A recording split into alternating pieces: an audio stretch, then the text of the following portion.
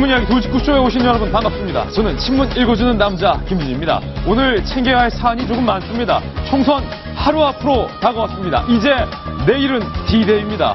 총선을 하루 앞둔 각 후보들은 지금 누구보다도 두근두근한 심경, 떨리는 심경으로 막판 유세에 나설 것일 텐데요. 그리고 또 한 가지 살펴봐야 할 뉴스가 있는데 중국에 근무하던 북한 근로자들이 대거 대한민국으로 탈북을 하자 동아일보 취재 결과 단독입니다. 북한이 해외 식당을 정리하기 시작한 것으로 저희 동아일보 취재 결과 확인이 됐습니다. 중국 옌지에 있는 북한 해외 식당들을 순차적으로 정리하면서 종업원들을 본국으로 송환하는 움직임이 저희 동아일보 취재 결과 포착이 됐는데요. 자세한 내용은 잠시 후 저희 돌직구쇼에서만 들으실 수 있습니다. 오늘자 조간신문 어떤 뉴스 보도하고 있는지 지금부터 저와 함께 하시죠. 먼저 동아일보입니다. D-1 선택 4.13 총선 이제 하루 앞으로 다가왔습니다.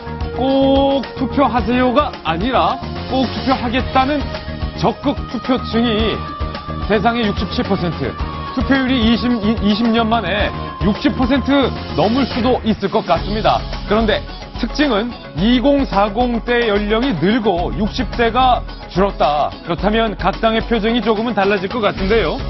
그래프 한번 보시죠. 반드시 투표하겠다는 유권자의 비율인데 60세 이상의 그래프는 줄어드는 반면에 29세 이하와 30대, 40대 그래프는 상승을 하고 있습니다. 과연 이번 20대 총선 투표율이 과연 60%를 넘을 수 있을지 한번 지켜보겠습니다. 다음 신문입니다. 이번엔 한국일보입니다. 선택 4.13 D-1 마음 정하셨습니까? 여러분은 막바지 유세 현장에 눈 날카롭게 보고 있는 각 정당의 지지자들의 눈인데 선글라스를 자세히 보시면 빨간 옷, 파란 옷, 노란 옷, 색색이 유권자들이 또렷이 지켜보고 있다는 사실을 각 당은 명심하시길 부탁드립니다. 다음 신문입니다. 이번엔 조선일보 일면입니다. 어떤 뉴스 보도되고 있을까요? 바로 북한 뉴스입니다. 대남 공작의 핵심 지휘관인 정찰총국의 대좌, 우리나라로 따지면 준장과 대령 사이 어쨌든 실무진, 강력한 권한을 갖고 있는 정찰총국의 대좌, 그것도 정찰총국이 딸과 함께 작년에 망명했던 것으로 확인이 됐습니다. 우리 정부가 확인을 해준 건데, 그런데 말입니다. 정찰총국 출신의 대좌가 망명했다라는 뉴스는 정부 당국이 확인해주기 앞서 저희 동아일보가 단독으로 보도했던 내용인데 그때 그 인물이 같은 건지 같은 인물인지 정부 당국은 확인해주지 않고 있습니다. 다음 신문입니다. 이번엔 경향신문입니다. 경향신문 일면입니다. 그런데 경향신문 이렇게 비판하고 있습니다. 1년 전 동아일보가 보도한 북고위층 망명에 대해서 총선을 앞두고 정부가 재활용하고 있는 것 아니냐라고 경향신문이 지적을 하고 있습니다. 이른바 북풍 아니냐 이거죠. 다음 신문입니다. 여러분은 어떻게 생각하십니까? 다음은 한겨레 신문인데요. 돌리면 나옵니다. 한겨레 신문 일면입니다. 다시 정치권 뉴스. 수도권 60석의 피가 바짝바짝, 입이 바짝바짝 마르고 있습니다. 수도권 박빙 30여 곳. 진짜 이 30여 곳은요. 누가 이길지 전혀 예측이 불가능한 지역만 꼽았는데 30곳입니다. 이 30곳 개표 결과에 따라서 새누리와 더불어의 표정이 달라집니다. 만약에 이 30곳을 새누리가 다 가져간다면 과반 넘는 거고요. 만약에 이 30곳을 더불어가 다 가져간다면 새누리는 과반을 못하게 되는 거고 100석을 넘느냐 못 넘느냐 더불어가 거기도 수도권 30여 곳에 달렸습니다. 과연 수도권 시민들의 선택은 새누리일까요? 더불어일까요? 국민의당일까요? 지켜보겠습니다. 다음 신문입니다. 이번엔 서울신문입니다. 중국에서 집단 탈출한 북한의 종업원들 여권 갖고 6일 새벽에 출국한 것 맞다. 공식 확인해줬습니다. 탈북자가 대한민국으로 들어왔는데 이걸 중국이 공식 보도한 것은 굉장히 이례적인데 여권 갖고 6일 새벽에 합법적으로 출국했다. 북한 더 이상 감나라 배나라 하지 마라. 이런 중국의 의미가 내포되어 있습니다. 이제 전통적인 북한과 중국 관계도 변할 대로 한참 변한 것 같다라는 느낌이 저는 오늘 아침에 버뜩 들었습니다. 다음 신문입니다. 이번에 중앙일보인데요. 역시 돌리면 나옵니다. 중앙일보 일면 헤드라인입니다. 수도권 혼젓 50곳, 교차 투표가 변수다. 아까 한겨레 신문에서는 60곳이 박빙이다고 했는데 중앙일보에서는 조금 보수적으로 잡았습니다. 50곳. 그런데 교차 투표가 변수다. 며칠 전 저희 동아일보 일면에 실렸던 기사 소개해드렸는데요. 후보 찍는 정당 따로, 비례 찍는 정당 따로. 교차 투표가 이번에 변수다. 이렇게 말하고 있습니다. 국민의당에서는 이 교차 투표율에 기대를 걸고 있습니다. 후보를 누구 찍더라도 결국 정당은 국민의당을 찍는 것 아니냐라는 기대를 내심하고 있는데 과연 안철수 대표의 기대대로 그렇게 나올지 아니면 전통적인 여당 야당의 강세를 보일지 뚜껑은 어찌됐든 내일 열립니다. 오늘도 돌직구쇼는 여러분을 위한 쇼입니다.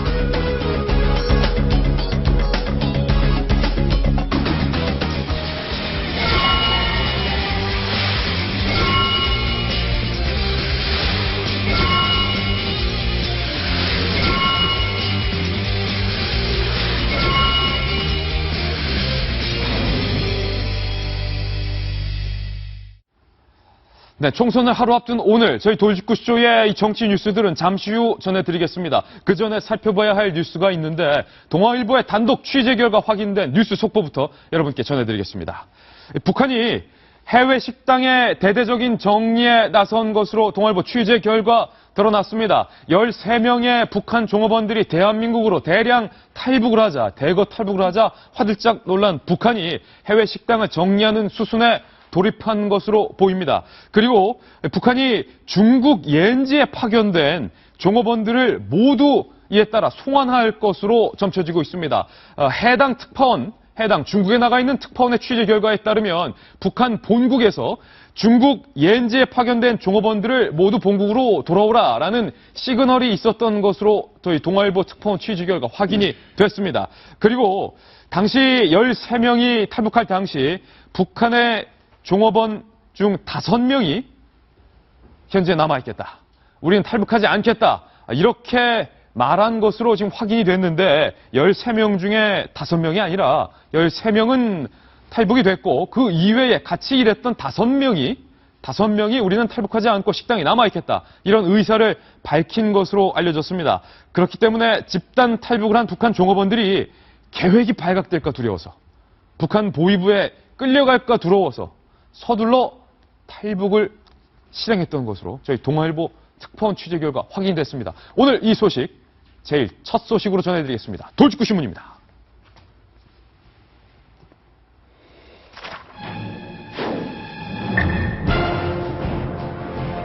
중국의 닝보 종업원 집단 탈출 그 이후 북한이 해외 식당의 대대적인 정리 움직임에 들어갔다. 오늘 동아일보 단독 보도로 돌직구쇼 시작을 해보겠습니다.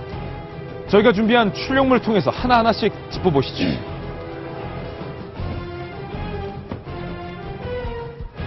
첫 번째입니다. 파견 종업원을 모두 본국으로 송환하는 절차에 북한이 돌입한 것 같습니다. 그중에서도 중국 옌지에 있는 북한 해외 식당 종업원의 움직임을 주목해볼 필요가 있는데요.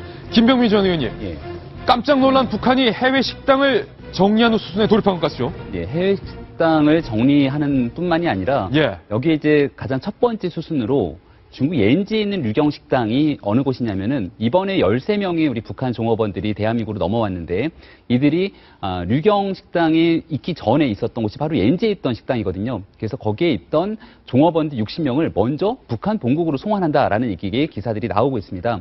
이게 아마 자세히 보면은 북한 입장에서는 해외에 나가 있는 식당에 3중 감시망 체제를 돌리고 있거든요. 첫 번째는 보위부 책임자가 총괄 감시를 하고 그 다음 식당에 지배인이 있고 거기 일하는 종업원들이 있는데 이들이 서로 상호 감시를 하게 되는 거죠. 이 모두가 다 출신 성분이 좋은 사람들이 나와 있기 때문에 서로의 3중 감시 체제하에서 큰 문제가 없었는데 지금 이게 뚫린 거지 않습니까?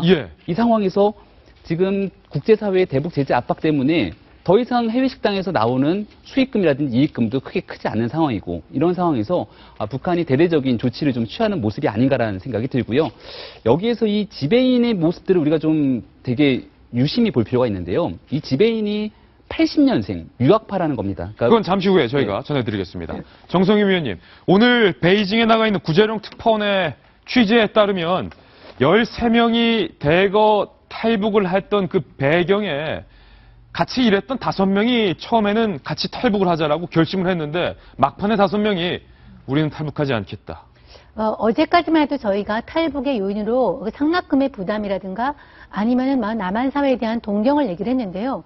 오늘 구체적인 취재 결과가 나오면은 가장 강력한 탈북 동기는 신변 위협이었습니다. 예. 그러니까 원래는 이제 여기서 근무한 18명의 종업원 중에서 5명이 먼저 사라졌다는 거예요. 예. 그래서 이게 어떻게 된 거냐고 찾았는데 사실 돌아왔습니다.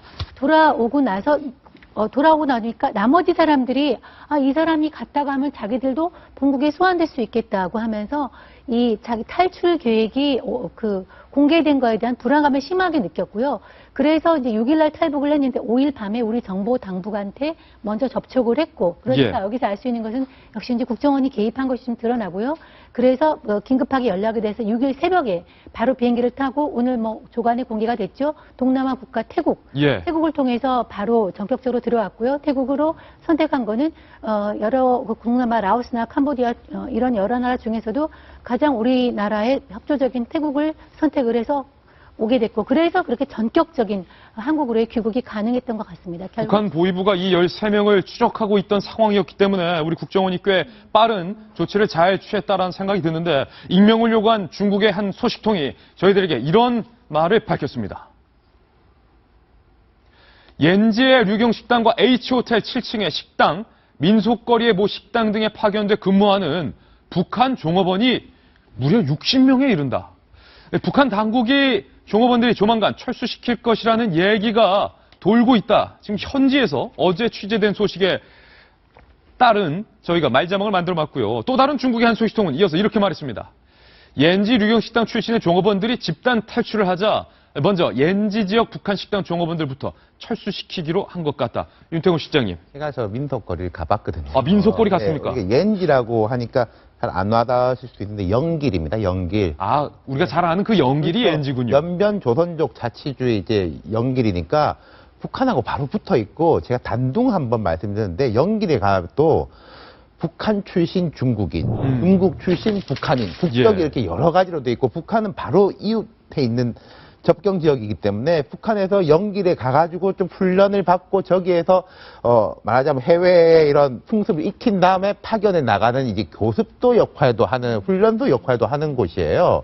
그렇기 때문에 저는 이제 옌지에서는 전면 철수라기보다는 철저한 사상 교육이라든지 인원 교체가 아닐까 싶은 생각이 드는데, 옌지 출신 유경식당이라고 돼 있지 않습니까? 제가 말씀드린 것처럼 저기서 적응 훈련을 거쳐가지고 쭉쭉 가는 곳이니까 먼저 이 옌지를 이제 좀 철저하게 통제를 해야지 다른 지역들까지도 이렇게 사상 무장을 시킬 수 있다. 북한이 이제 그런 생각인 것 같고, 좀 하나 재밌는 것은 과거에 보면은 배가 고파서 더 이상 살기 힘들어서 탈북했다는데 이제 탈북하는 사람들을 보면은 자유와 자본의 맛을 봤기 때문에 탈북을 하는 겁니다. 이거 모르는 사람보다 한번 맛을 보면은 이 자유가 더 중요하다는 걸 알기 때문에 앞으로도 이런 식의 탈북들이 더 이어질 것 같아요. 중국 닝보 식당 종업원 집단 탈출 파장, 이번에는 오늘 새롭게 드러나고 있는 두 번째 시사점인데요. 과연 어떤 걸지 함께 보시죠. 13명 감시자가 출장 간 틈에 탈출을 했더라. 그리고 우리 아까 김병민 전 의원께서 얘기하시던 것. 이 13명 중 한 명의 남성이 지배인이 주도적으로 13명의 탈북을 이끌었는데, 그 남성 지배인의 신원이 오늘 서서히 드러나고 있습니다. 북한 전문가와 한 소식통은 익명을 요구한 채 저희들에게 이런 말을 했습니다. 식당 지배인은 1980년생이다. 나이가 어려요. 대외문화연락위원회 소속이다. 그리고 러시아에서 2년간 국가가 보내준 유학을 떠난 인재다. 엘리트다. 국가 파견 유학을 갔다. 북한에서. 그리고 부모를 따라 중국 상하이에서 3년간 유학을 했다. 그리고 한 북한 전문가는 이렇게 말했습니다. 남성 지배인이 이들을 감시하던 국가안전보위부 관계자의 가능성도 높다. 김병민 전 의원님, 이 두 사람이 얘기했던 바를 종합해보면 결국 남성 지배인은 누군 겁니까? 이 남성 지배인이 결국 국가 보위부에 관계된 사람일 확률이 아주 높습니다. 예. 근데 아까 제가 말했던 것처럼 삼중 강신망 체제에서 이 사람 위에 있는 보위부에 아주 고위 책임자가 있을 겁니다. 근데 그 고위 책임자가 출장 간 틈을 따서 중간 하급 관리자로 볼 수 있는 이 지배인이 나름의 탈출을 결심했다라고 볼 수 있는 것 같고요. 왜냐하면 이 지배인이 나머지 전체 종업원들에 대한 여건을 총괄 관리하고 있기 때문에 예. 지배인이 마음을 먹고 안 먹고에 따라서 탈출이 실제적으로 성공을 할 수 있을지 없을지에 대한 관건이 되거든요. 그렇죠. 그리고 이 지배인 같은 경우는 저는 굉장히 좀 특이하게 봤던 점이 북한 입장에서는 굉장히 금수저입니다. 예. 왜냐하면 중국과 러시아에서 유학을 하려면 그만큼의 자금이 집에 돈이 뒷받침되지 않으면 아무리 출신 성분이 좋아도 할 수가 없다라는 건데 예. 또 상하이에 한 2년, 3년 정도 해외 파견 나갔을 때는 부모님을 따라 나갔다라는 겁니다. 지금 보니까 국가 파견 유학으로 러시아에서 2년, 예. 중국 상하이에서 3년. 3년 유학 부모님을 따라서 했는데 만약에 이 지배인이 결국은 탈북을 한 거지 않습니까? 네. 그런 북에 남아있는 저 부모님은 굉장한 금수저이면서 최고 권력층에 있는 사람일 텐데 이 가족 자체가 파탄이 날 거거든요. 예. 이런 상황을 감수하고서라도 탈북을 결심했을 정도면 아까 우리 윤 시장님이 얘기했겠지만 결국 배가 고파서 탈북하는 형태가 아니라 이제는 진짜 북한 체제 내에서의 더 이상 희망을 보지 못하는 상황 속에서의 굉장히 새로운 신종 탈북들이 더 앞으로 생겨날 수 있다는 가능성을 보여준 겁니다. 예, 정성희 위원님. 남성 지배인의 신원이 오늘에서야 조금씩 드러나고 있는데 특히 우리 구자룡 특파원의 취재에 따르면 이 남성 지배인이 북한에서 굉장한 엘리트 교육을 받고 자란 혹 보위부 관계자일 수도 있다는 가능성이 나오고 있는데 그렇다면 국면은 좀 달라집니다. 보위부면 쉽게 말하면 우리나라 국정원입니다. 국정원의 하급 관리가 탈출을 주도한 걸로 보이고요. 이 친구가 소속돼 있던 대외문화연락위원회라는 게 어떤 조직이냐면 외국 단체와 문화 교류를 주선하고 해외 도포를 관리하는 민간 외교 분야를 담당하고 있고요. 지난해 이제 사망한 김양경 노동당 대남 비서도 여기 자문위원 출신이죠. 예. 해외의 사정을 북한을 벗어나서 러시아와 중국이나 이런 돌아가는 사정을 잘 알고 있는 친구고 예. 아까 말한 대로 북한판 금수저라고 할 수 있습니다. 예. 그런데 이제 왜 이 친구를 비롯한 우리 나중에 얘기했지만 대남 총국, 정찰 총국 이렇게 고위직에 탈북이 잇따르느냐.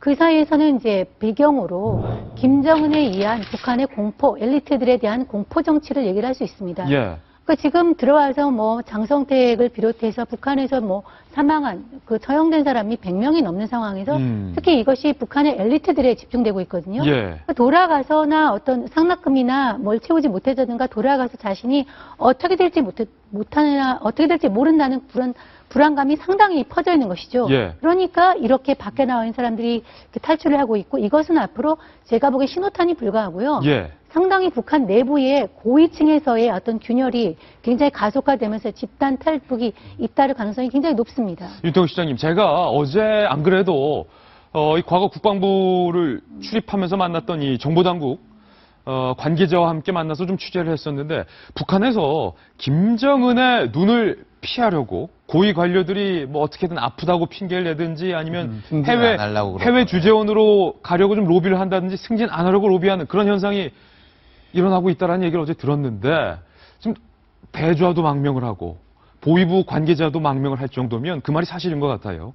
뭐 대자는 1년 전인 것 같고요. 그래서 말씀하신 대로 이제 지금 김정은 체제에 두 가지 양면성이 있는데 체제 자체는 점점 공고화돼 가고 있는 건 분명한 것 같아요.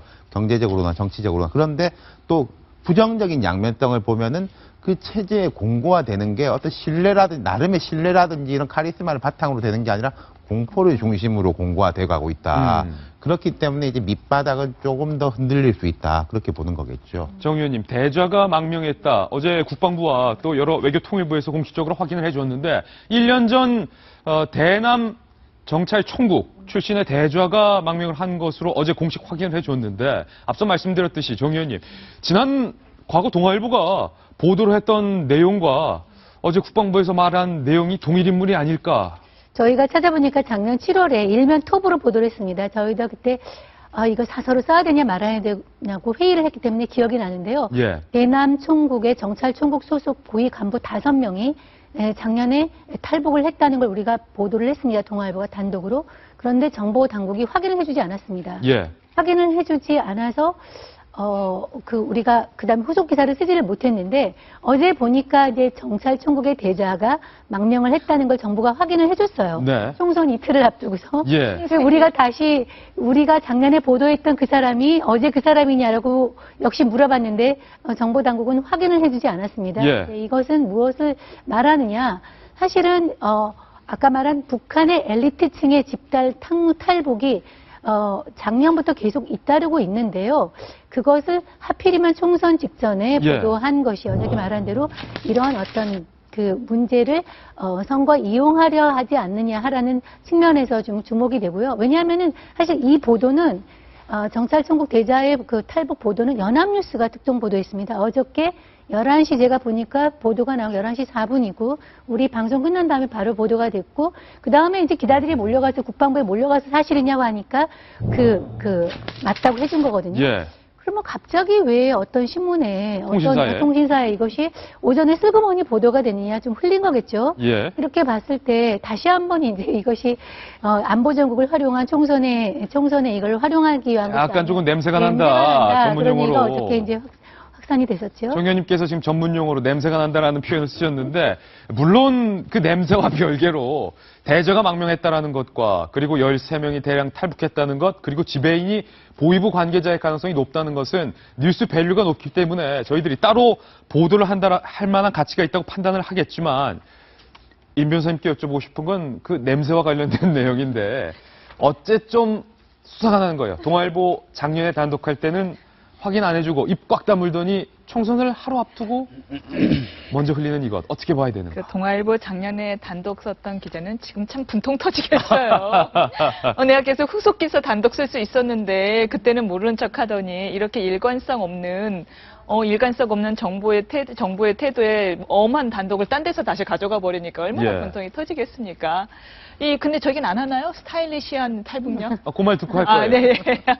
네, 근데 이제 저희가 이제 한 진행의 욕심을. 10년, 20년 전에, 제가 뭘 해야 되는지 몰라갖고 10년, 20년 전에는 이런 북풍이 아마 효력이 있었겠죠. 그때는 20년 전에 있었다. 언론에 대한 사람들의 접근이 되게 드물 때였으니까요. 그런데 지금은 노상 하루 종일 아침부터 밤까지 이렇게 우리 종편을 포함해서 다른 프로그램에서 하루 종일 뉴스를 다루고 정치권 동향을 다루는 이 상황에서는 이제 사람들이 아주 많이 눈치를 챌 겁니다. 네. 예, 이런 식의 접근 방법은 조금 정부가 좀 클래식하죠. 올드합니다. 좋은 네. 말로 클래식하다. 네. 예. 굉장히 올드하다. 나쁜 말로 구태하다. 세 번째 포인트로 바로 이동하겠습니다. 만나보시죠. 나만 물든 스타일리시한 12명의 탈북녀. 바로 우리 임윤선 변호사님께서 계속 기다리셨던 그 부분인데 집단 탈북한 북한 여종업원의 12명. 한 명은 남성이기 때문에 사이를 분석한 내용이 오늘 종합신문에 보도되고 있는데 임윤선 변호사님 또 저희 돌직구쇼에서 이런 스타일 분석 담당이시기 때문에 아니 뭐가 좀 다른 건가요? 그러니까 이번 12명의 탈북 여성들에 대해서 우리가 관심을 가지는 가장 첫 번째가 그거였잖아요. 출신 성분이 다르다. 예전에는 좀 먹기 힘들어서 나왔다면 이번에는 중산층 이상의 제법 성분이 괜찮은 분들이 집단 탈출을 했다라는 건데 바로 그 부분은 이제 패션에서도 드러났거든요. 예. 저도 어제 뉴스를 보면서 가장 깜짝 놀랐던 것은 바로 긴 머리와 염색한 긴 머리였습니다. 염색한 긴 머리. 예, 염색한 긴 머리라는 거는 이제 조금 이제 멋을 부릴 줄도 알고 탈출 과정이 사실 좀 굉장히 긴박했을 텐데. 그러네요. 약간 오렌지, 옐로우 오렌지색으로 염색을 했네요. 뭐 일각에서는 신분을 빨리 숨기기 위해서 우리가 탈북 직전에 염색을 한 걸로 보인다라고 보이기도 하지만 한편으로는 아마 남한 문화를 따라하기 위해서 남한 문화에 익숙한 사람들이니까요. 진작에 염색했을 가능성도 저는 배제할 수 없고요. 예. 그다음에 맨 아래 한번 좀 화면을 볼까요? 네. 맨 아래쪽을 보면은 놀랍게도 가방이요. 헬로키티 가방이에요. 아, 그러네요. 지금 얼굴이 네. 반만 드러났는데 반만 드러나도 알 수 있습니다. 헬로키티군요. 네, 헬로키티는 미제잖아요, 미제. 미제. 미제를 쓸 줄 아는 이 패션에 저는 깜짝 놀랐었거든요. 이거를 진작에 갖고 있었다는 거잖아요. 예. 그뿐만 아니라 저 알록달록한 스키니 바지, 몸에 달라붙는 스키니 바지라든가요. 스키니 바지. 예, 그리고 각종 색깔의 뒤에 매는 가방, 백팩이라고 하죠. 백팩을 보면은 이 탈북한 사람들이 그래도 정말 중산층 이상이고 이분들이 온 계기가 먹고 살기 힘들어서가 아니라 자유를 찾아서 문화를 찾아서 왔다라는 건데. 나이키 운동화도 보이고요. 네, 그렇죠. 이 담장을 넘는 것은 담장을 무너뜨리는 힘보다 훨씬 더 바람이 먼저 담장을 넘지 않습니까? 한류라는 바람이 먼저 북한에 이미 들어가 있구나라는 것을 다시 한번 느낄 수 있었습니다. 임수연 변호사님께서 굉장히 예리한 부분들을 많이 짚어주셨는데 듣다 보니까 정말 나이키 운동화에 헬로키티 가방에 외국 백팩에 몸매가 쫙 드러나는 패션 패딩이라든지 염색도 했고요. 이 모습 그대로 우리 명동거리나 강남 로데오 거리에 갖다 놔도 전혀 손색이 없는 그런 스타일이요. 물론 신원을 가리기 위해서 얼굴을 다 마스크로 했지만은 여기 기사에도 그런 장면이 있습니다. 거의 다 염색을 했어요. 갈색으로 염색을 했는데 그 탈북을 내일 한다고 오늘 염색을 했을 가능성은 거의 없죠. 기사에도 나와 있지만은 그래서 이제 이거는 상당히 어떤 드라마나 이런 것을 보면서 중국풍이나 한국풍으로 이렇게 이미 몸에 이게 뱄다 하는 거를 알 수 있겠고요. 저는 여기 특별히 이 빨강색 스키니를 입은 탈북 여성에 대해서 주목을 했는데 정말 세련되는 모습이 있더라고요. 최신 유행하는 버건디색이래요. 맨 나중에 맨 뒤에 보면은 버건디. 여기 지배인으로 보이는 남자가 한 명 있습니다. 지배인으로 보이는 남자가 맨 뒤에 이렇게 따라 나오고 있고요. 뒤에서 호위하듯이 따라 나오고 있고 나머지 여성들은 다 앞으로 나와 있는 걸로 봐서 이 모습을만 보더라도 이 남자 지배인의 주도하에서 나머지 여성들이 탈북한 것을 좀 짐작이 가능하고요. 다시 보지만 굉장히 세련되고 멋진 모습 20대 여성으로 이미 자본주의물이랄까 자기네 식으로 표현하면 그런 거에 이미 물들어 있다 이런 걸 알 수 있습니다. 옌지 출신 닝보 식당이 이게 재밌는 게요. 옌지는 중국에서 보면 되게 변두리입니다. 되게 변두리고 좀 시골인데 닝보는 이제 절강성 영보라고 하는데 중국이 명나라 때부터 영보. 100대 상인 가운데 절반은 영보 출신이다라고 할지라도 철저하게 상업의 중심지고 최첨단의 유행을 달린 도시예요. 거기에서 장사를 하려고 하면은 세련되게 하고 있었어요. 그렇군요. 이 출신 성분이 굉장히 좋고 또 평양예술대학 등 대학 교육을 받았던 우수한 인재들이 해외 식당 종업원으로 파견이 되고 그 종업원들, 엘리트들이 다시 대한민국으로 오고 있다라는 움직임 저희 돌직구쇼에서 오늘 아침 짚어봤습니다.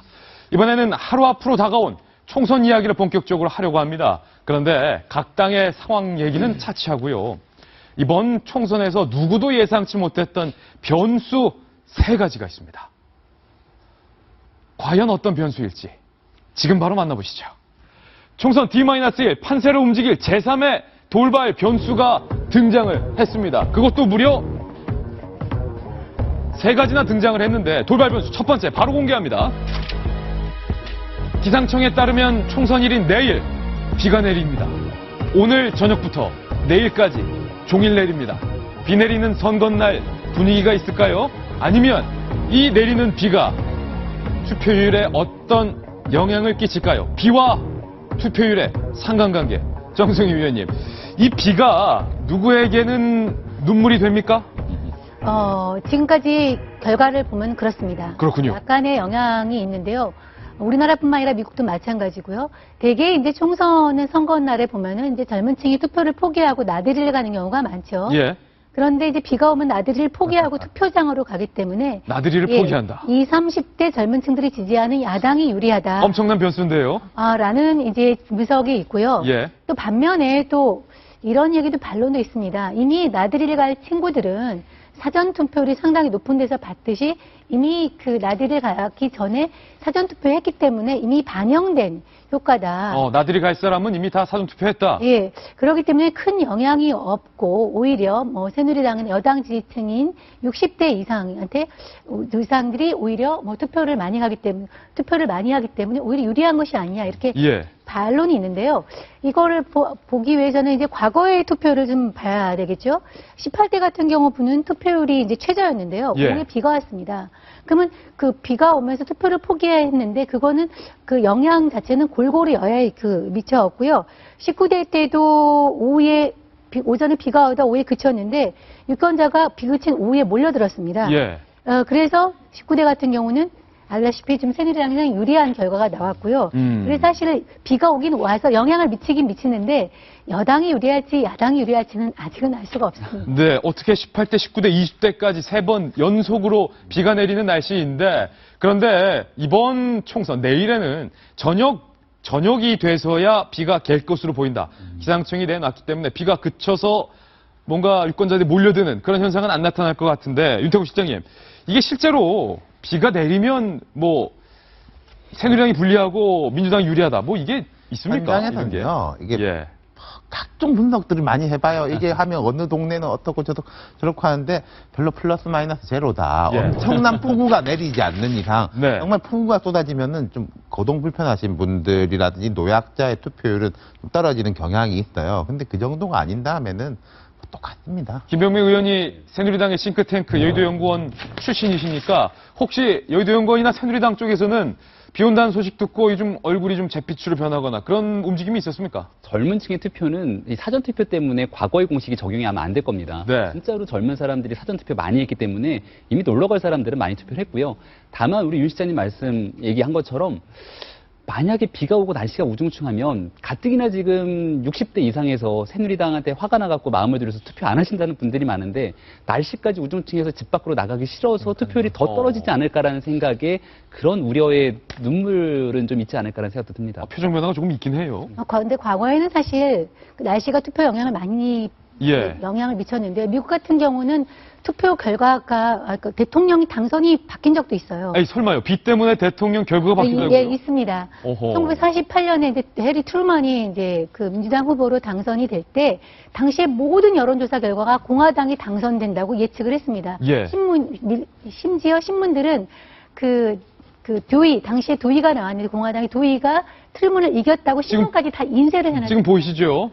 들고 예. 있는 사람이 트루먼이네요. 트루먼이 저거를 읽고 시카고 데일리 트리뷴지를 듀이가 트루먼을 물리쳤다라는 시카고 신문을 들고 있는데 든 사람이 트루먼이에요. 어떻게 됐냐면요. 오보라는 공화당 거죠.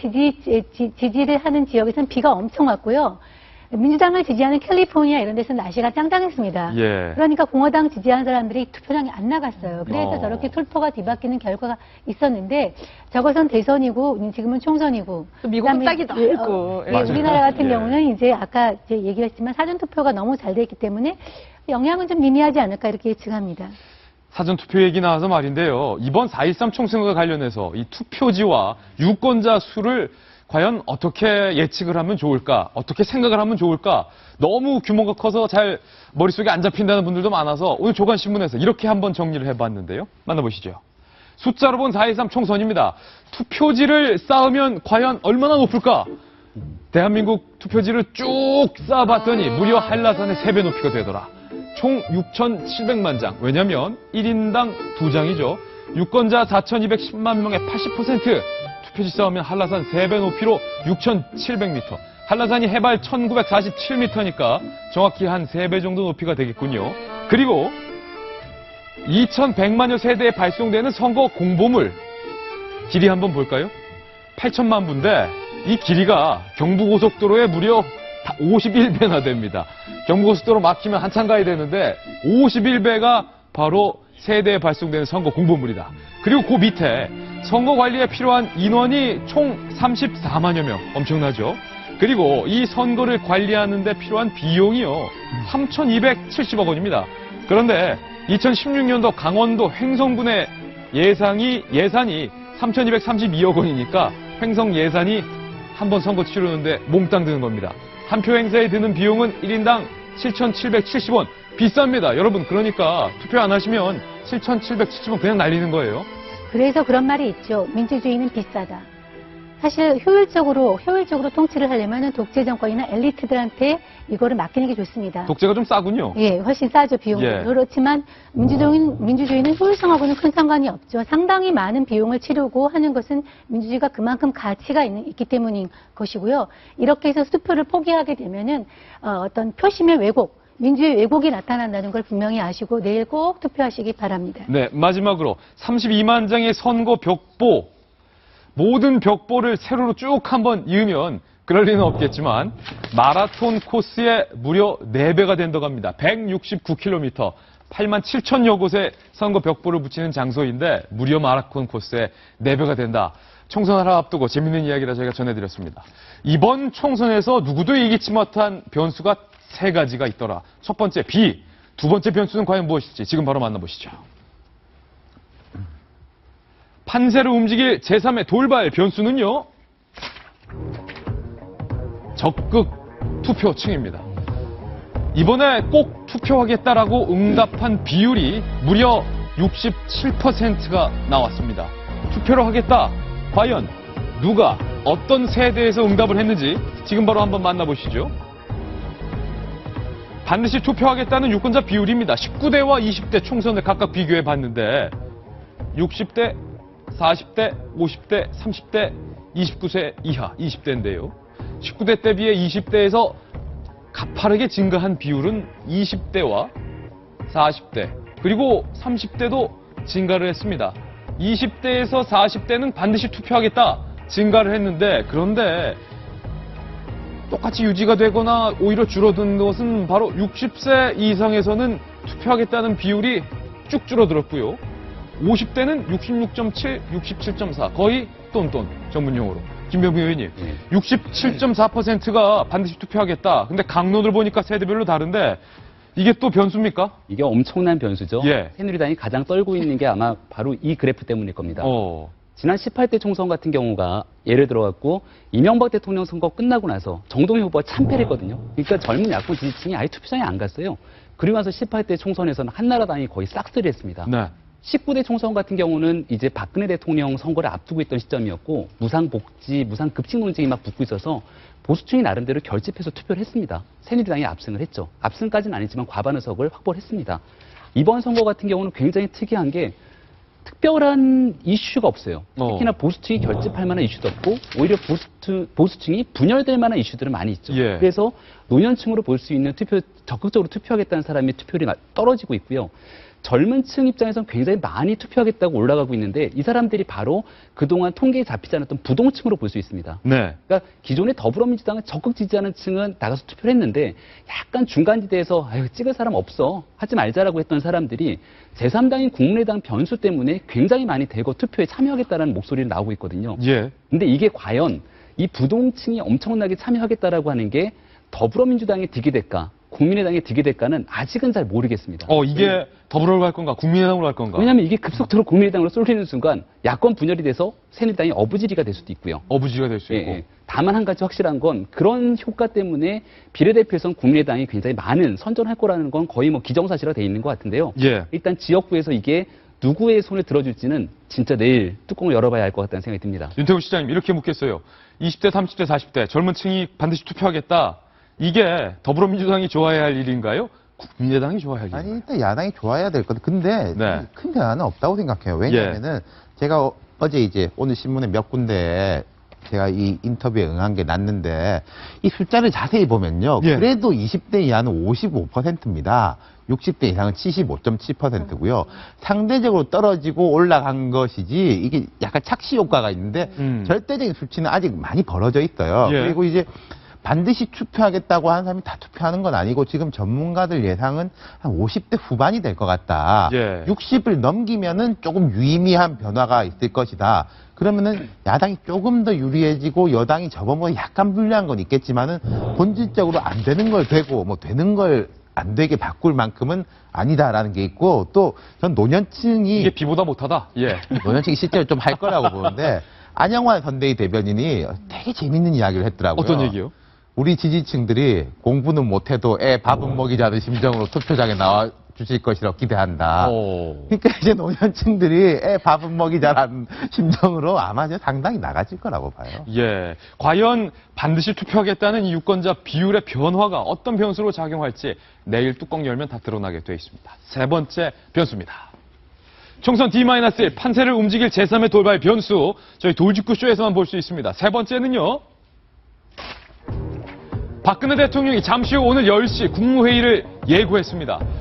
오늘 정영국 청와대 대변인이 조금 전 기자들과의 모닝 브리핑을 통해서 국무회의 예정대로 대통령이 주재하신다. 이렇게 확인을 했고요. 과연 총선을 하루 앞둔 오늘 박근혜 대통령이 대국민 총선 메시지, 즉 한마디가 나올까요? 안 나올까요? 추세로 보면 나올 것 같기도 한데. 윤태곤 실장님, 요건 변수가 됩니까 그럼?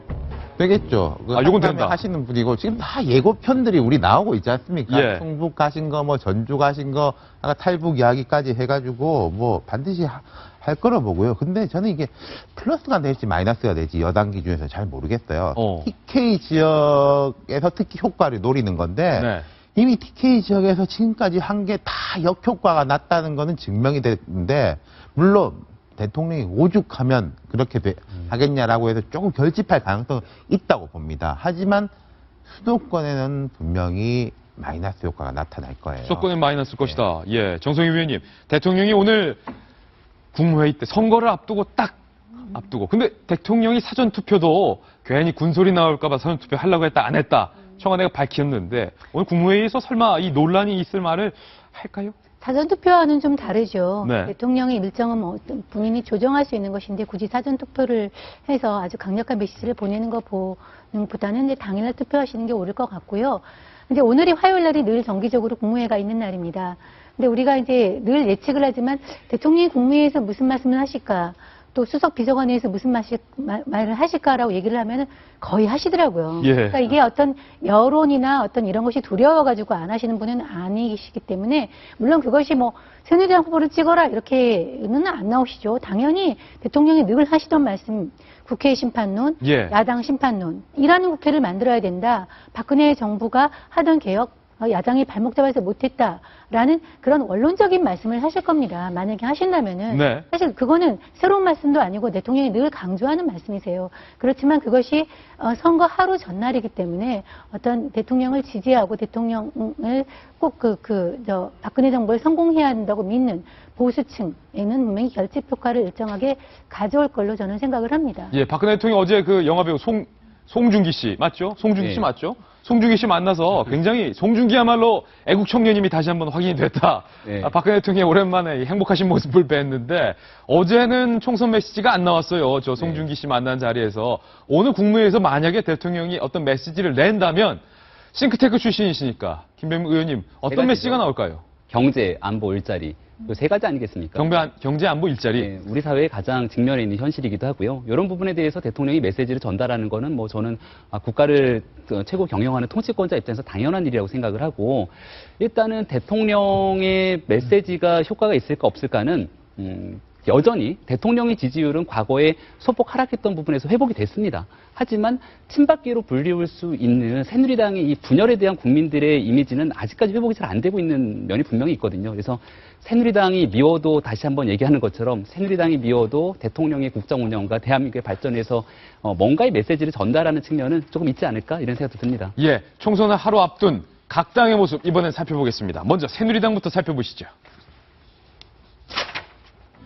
오늘 돌직구 신문도 여당과 야당으로 배치했는데 여당 상황입니다. 셀프 디스, 무대의 여유? 이게 여유일까? 그런데 여유 부릴 만한 메시지는 아닌 것 같은 논란의 메시지도 있습니다. 여당 대표가 구조조정 반대까지 좀 나눠서 살펴보겠는데 먼저 김무성 대표가 요즘 유세 때마다 셀프 디스, 젊은이들이 자주 쓰는 표현인데 디스, 누구를 흉보다인데 셀프 디스니까 자기 흉을 본다. 직접 한번 들어보시죠. 저는 박사가 3개 있는데 전부 다 명예박사입니다. 명예박사. 대한민국을 빛낸 한국인물대상 이런 나는 못 받아봤는데 제가 도장을 갖고 나르지는 않았습니다. 주변에 와본 일이 없어요. 이유는 제가 공부를 못해가지고 시험 칠 집원님도 없고 또 제 친구들이 서울대 다니는 친구들이 별로 없어가지고. 임순 변호사님, 자세히 들어보니까 다 자기 흉보네요, 자기가. 어떻게 된 겁니까, 이거? 네, 지금 이제 4.13 총선 지원 유세 중인데요. 많은 후보들이 김무성 대표가 한번 왔다 하면 저런 식으로 이런 식으로도 어떤 화제를 만들어주니까 참 고마울 것 같습니다. 후보들 입장에서 고마울 것이다. 네, 고맙죠. 저 아까 전에 제가 박사학위를 저는 명예박사 3개밖에 없는데 이분은 진짜 박사를 2개나 갖고 있습니다라고 한 후보는 정우택 후보고요. 바로 우리가 어제 말씀드린 국회 부의장 후보이자 동시에 대통령 대표 후보이자 대통령 후보인 정우택 후보를 위해서 해준 말이고요. 정우택 후보한테 도대체 뭘 주겠다는 건지 모르겠어요. 그러게 말입니다. 그리고 박민식 후보에 대해서 아까 좀 말씀하신 대한민국 인물 대상을 받은 분이다 이렇게 떠올려주는 건데요. 금기어로 그동안 취급되어 온 옥세라는 단어도 스스로 쓰시면서 이렇게 남을 이렇게 계속 지켜주는 모습을 보여주는데 김무성 대표가 이렇게 좀 이렇게 셀프 디스하는데 능하세요. 이제 이거를 바로 신문 기사는 여유라고 표현을 했더라고요. 우리가 가장 기억에 남는 그 셀프 디스는 사실 정확히 셀프 디스라기보다는 사위 디스인데요. 예. 그때 이대에 가서 한참 사위의 그 마약 파동 사건으로 유명했을 때 이제 이대에 가서 저도 참 마음이 아픕니다라고 한 다음에 여러분들은 연애를 많이 해서 우리 딸 같은 실수를 범하지 않길 바랍니다라는 이야기까지 했었죠. 그러고 보니까 또 한 번은 예전에 이렇게 어떤 자리에서 그런 이야기를 하셨거든요. 이제 박지원 원내대표랑 같이 여야 원내대표를 한 시절에 대해서 박지원 원내대표랑 같이 이제 공조를 이야기하는데 아주 셀프 디스를 편하게 하시더라고요. 네, 뭐 박지원 원내대표보다 말도 못하고 머리도 못하고 어찌기겠노. 비슷해요. 이러면서 어찌기겠노. 그냥 이렇게 협조해서 잘 해야지라는 말씀을 하시는데 이런 식으로 이제 셀프 디스하는 게 여유 있는 모습이 보기는 좋더라고요. 예, 김무성 대표의 이 여유 있는 모습.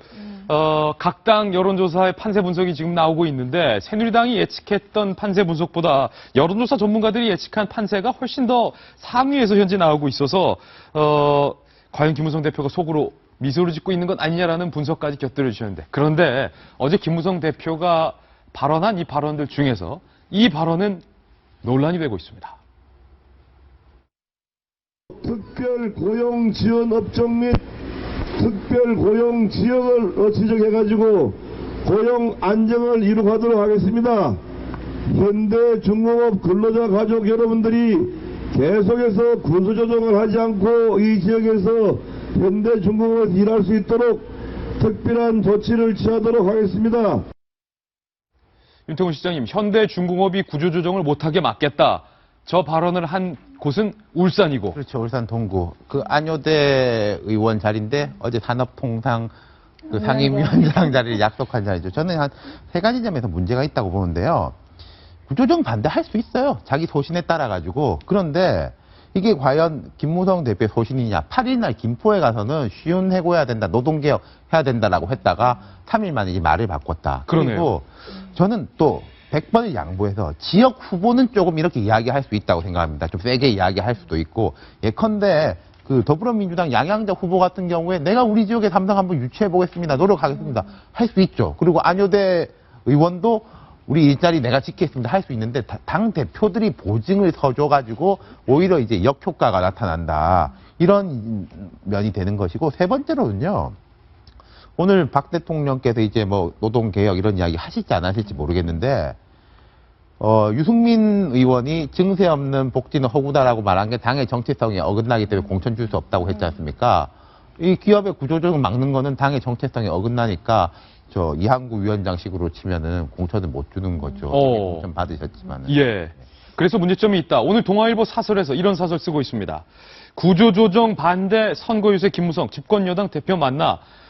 정 의원님, 논설실에서 어제 이런 사설을 제일 첫 번째 사설로 썼네요. 이거는 심각하죠. 아까 셀프 디스 웃을 일이 아닙니다. 이거는 김무성 대표의 최근에 그 선거 유세 지원 중에서 가장 심각하고 잘못된 것이라고 저희는 생각을 하고요. 왜냐하면 이게 노동개혁 입법의 발목을 잡는다고 그동안 수대 얘기했던 사람이 누굽니까? 예. 새누리당과 그 박근혜 대통령이 계속 주장하지 않았습니까? 그런데 아까 만에서 안효대 후보 같은 경우는 분명히 이렇게 말했습니다. 현대중공업 구조조정이나 쉬운 해고는 없다. 라고 개인 자격으로 얘기를 했어요. 그러면 그렇게 얘기를 한다면은 결국은 노동개혁의 발목을 잡는 거는 누굽니까? 새누리당 내부에 있었네요. 네. 내부에 있었는데 그동안 야당 탓만 해온 거 아닙니까? 그거에 대해서 당대표가 가가지고 그거에 대해서 그 노동개혁에 대해서 오히려 반대하면서 현대중공업 그 쉬운 해고는 없다라는 식으로 거들어주는 발언을 한 것이고요. 또 그 문제가 뭐냐면 이게 현대중공업이 뭐 정몽준 옛날에 전새누리당 전 의원의 지금 가지고 있는 회사 아니겠습니까? 굉장히 어렵습니다. 현대중공업이 많이 어렵습니까? 9분기 이상 연속 적자예요. 연속 적자라서 회사 자체가 굉장히 어려운데 지금 노조에서는 지금 말도 안 되는 굉장히 지금 무리한 요구를 하고 있습니다. 자녀들의 해외 연수라든지. 뭐 자신들의 해외 연수라든지 자녀들의 취업이라든지 뭐 굉장히 무리한 요구를 하고 있는데 그거에 대해서 온 국민이 지켜보면서 좀 비판하고 있는데 거기에 대해서 당대표가 가가지고 오히려 거들어주면 한 표가 아쉽다 그래서 거들어주는 발언을 했다. 이거는 이제 심각한 문제라고 보고요. 아마 김무성 대표가 분명히 책임질 사안입니다. 전형적인 임윤선 변호사님, 이 포퓰리즘 공약나말, 빌공짜의 공약나말 아닙니까? 그게 울산 종구를 이제 제가 가봤는데요. 예. 그렇기 때문에 모든 상점 이름이 다 울산입니다. 아니, 현대요. 현대. 다. 짜장면집도 현대, 세탁소도 현대. 현대반점 이런 거. 무슨 철문점도 현대, 무슨 정류장 이름도 다음은 현대모의 동문입니다. 다음 정류장은 현대모의 서문입니다. 모든 게 그냥 현대타운이에요. 그 동네는.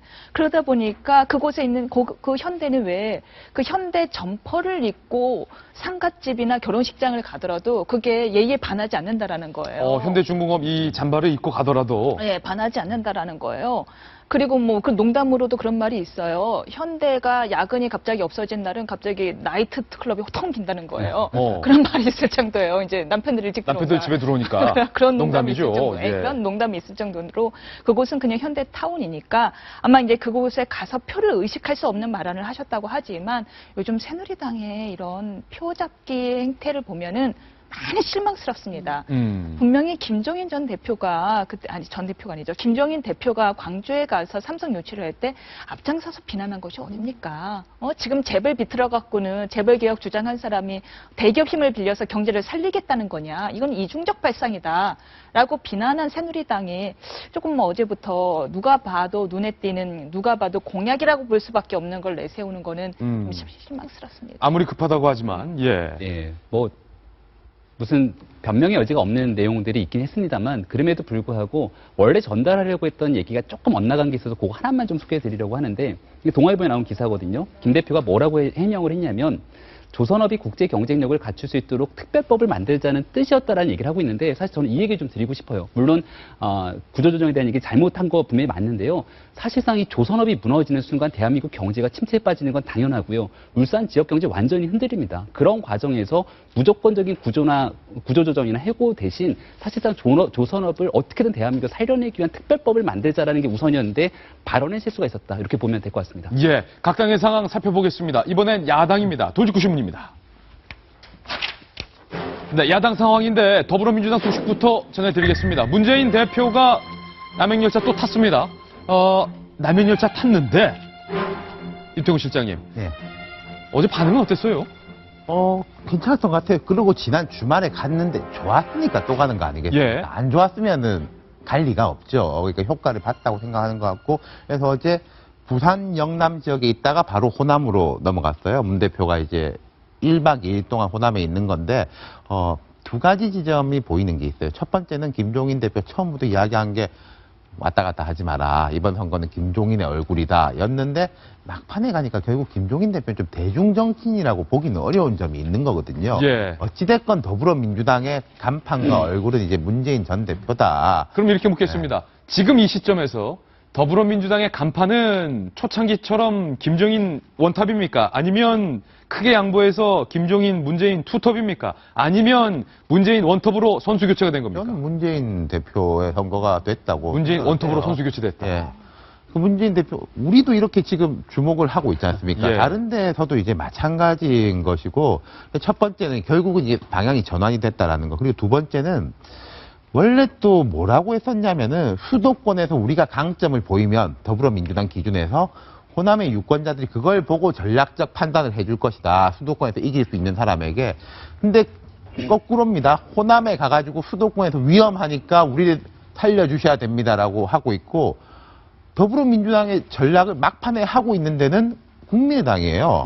국민의당 내부에서도 사실 그 문재인 전 대표가 저렇게 치고 들어오는데 안철수 대표도 마지막에 한번 가야 되는 거 아니냐라는 이제 요구가 있는 걸로 아는데 아니다, 버틸 수 있다. 수도권에서 강한 모습을 보이면은 호남 유권자들이 오히려 더 묶어질 것이다. 예. 라고 하는 전략이 상반된 전략을 쓰고 있다는 거죠. 상당히 흥미로운 지적해 주셨는데 제가 그래서 김종인 대표와 문재인 전 대표의 최근 유세 동선을 대한민국 전도에 한번 그려봤습니다. 그랬더니 주로 김종인 대표는 이 충남벨트 윗선에서 유세를 많이 하시다가 한번 제주 찍으셨고 문재인 전 대표는 경남, 부산 그리고 광주, 전북, 수도권까지 확연하게 선거 후반이 될수록 김종인 대표의 유세 동선보다 문재인 전 대표의 행보가 더 광폭 행보를 보이고 있다는 대표가 건데. 어제 서울 강남에서 이게 판을 목에 걸고 있는 거 기사 많이 났을 겁니다. 예. 더불어민주당을 한번 뭐 믿어주십시오. 사실 김 대표 그런 거 하실 분이 아니잖아요. 예. 강력한 수권 정당 뭐 이런 걸로 해서 강한 모습을 보이겠다라고 했는데 막판에 오니까 그분조차 그래서 이제 김 대표를 좋아하는 사람이건 싫어하는 사람이건 간에 좀 짠한 느낌을. 정승윤 의원님, 그럼 이렇게 묻겠습니다. 이제 선거가 끝나면 선거 결과가 나올 겁니다. 많은 판세 분석 결과를 보면 더불어민주당이 100석을 못 받을 가능성에 대해서 경고하고 있는 판세도 있고 또 다른 여론조사에서는 무슨 소리냐, 더불어민주당이 100석 이상, 102석 이상을 받아서 굉장히 선거에서 성공할 것이다라는 판세 분석 결과도 있는데 어찌됐든 선거 결과에 따라서 김종인 대표가 내가 책임지겠다 이렇게 말했는데 문재인 대표가 원톱이라면 이번 선거에 대해서 문재인, 김종인 두 사람이 공동으로 승하거나 공동으로 책임을 지겠군요. 저는 그거에 대해서는 조금 생각이 달라요. 오늘 예. 아침 신문에 이제 서울신문 같은 경우는 그렇게 보도하고 있죠. 김종인, 문재인 투톱 체제니까 선거 결과에 따라서 둘 다 죽거나 둘 다 살 것이다. 저는 그 선거 결과가 지금 김종인 대표는 107석이 안 되면 비례를 포함해서 그만두고 집에 가겠다라고 얘기를 했거든요. 근데 현재 전망은 좀 100석이 쉽지 않다는 얘기가 나오고 있어서 조심스럽게 전망하고 있어서 어떻게 될지 모르겠지만 말대로라면은 김종인 대표는 그 말에 책임을 지고 비례대표까지 포함해서 물러나시게 되면은 결국은 문재인 대표가 어떤 식으로든 돌아오게 될 것이고 다시 분석하면은 둘 다 살거나 둘 다 죽는 게 아니라 제 생각으로는 김종인 대표가 죽고 문재인 대표가 살아서 돌아올 것 같습니다. 왜냐하면은 이 선거는 어쨌든 공식적으로는 김종인 당대표의 선거로 치러졌기 때문에 형식적인 논리를 보면 책임도 그렇게 지는 게 맞죠. 그러니까 둘 다 죽거나 둘 다 사는 것은 아니고 한 사람은 죽고 한 사람은 살지 않을까. 그렇게 생각합니다. 만약에 반대로 100석 이상이 되면 문재인 대표가 전면에 등장하는 것은 조금 미뤄지고 김종인 대표 체제로 계속 갈 수도 있다. 반대로는 이렇게 해석이 되는데 국민의당 소식은 어떻습니까, 윤 실장님? 국민의당 같은 경우 아까 제가 말씀드린 이제 호남 수도권에 거꾸로 돼 있는 것이고 참 특이할 만한 게 김성식 의원, 전 의원 지역구 관악갑인데 4일 연독해가지고 오늘까지 안철수 전 대표가 4일 동안 갑니다. 상당히 기대를 가지고 있는 것 같아요. 그 지지율도 올라오고 있는 면이 있고 그리고 김성식 전 의원이 가진 상징성이 있지 않습니까? 국민의당이 사실은 호남권에 좀 뭐 주류로 오래된 의원들 위주로 돼 있다라고 비판을 많이 받고 본인들도 약점이라고 생각하는데 김성식 전 의원 같은 사람이 딱 당선되면은 참 좋죠. 국민의당 입장에서는. 그러니까 이제 총력을 기울이는 것 같아요. 수도권에서 과연 안철수 플러스 알파가 나올 수 있을지 아니면 안철수 대표 본인도 위태위태할지 모든 결과가 내일 드러나게 됩니다. 기대를 한번 해보겠습니다. 이번엔 저희가 준비한 사회탐구 영역을 함께 보시겠습니다. 첫 번째 사회탐구 영역입니다. 선거가 하루 앞뒀다 보니까 사회탐구 영역도 선거와 관련된 뉴스인데 노인들에게 한 수도권 총선 후보자가 뭔가를 나눠줬어요. 그 뭔가가 뭐죠, 정성희 의원님? 발기부전 치료제를 나눠줬다고 하는데요. 예. 이것이 이제 뭐 비아그라 그건 아닌 것 같습니다. 왜냐면 그거에 대한 카피 제품을 갖다가 나눠주면서 선거운동을 했다는데 노인들한테 나눠줬다는 걸로 봐서 노년층의 어떤 지지가 필요한 후보가 아닐까 생각을 하는데 사실 어느 당인지 모릅니다. 근데 재미있는 게 발기부전 치료제는 의료법상 처방전이 필요합니다. 의사한테 가야 되거든요.